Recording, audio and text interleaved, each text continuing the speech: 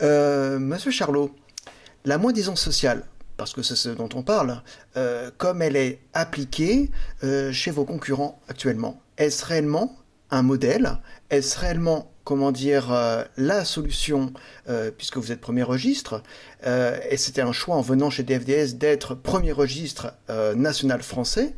Quel est votre intérêt à rester sous pavillon français? Alors, vous savez, ça fait 10 ans que je suis en responsabilité en tant que directeur général chez DFDS.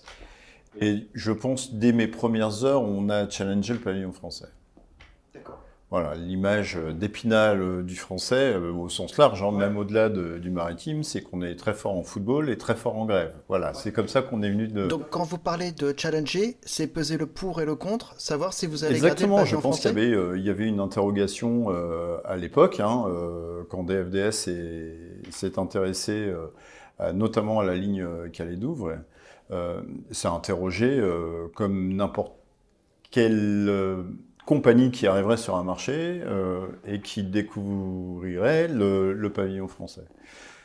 10 ans après, il n'y a que des salutations D'accord. sur la qualité du pavillon français, sur le professionnalisme de nos marins et leur autonomie.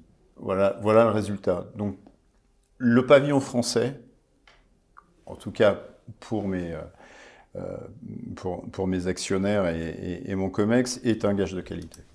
En plus, vous avez un petit peu une double casquette dans le sens où il y a également des navires que vous exploitez sur Dunkerque avec un pavillon britannique.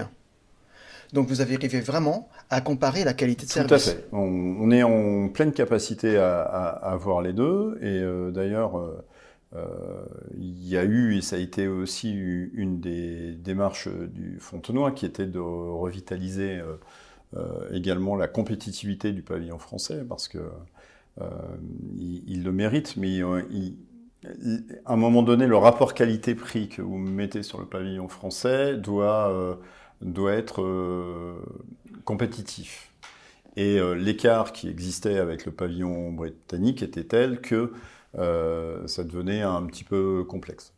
Ça a été rectifié avec le remboursement des charges sociales salariales dans le cadre du Fontenoy. Et aujourd'hui, on peut dire à 5% près que le pavillon britannique et le pavillon français, en termes de coûts, sont à peu près identiques. Ce qui était déjà à l'époque une grande avancée.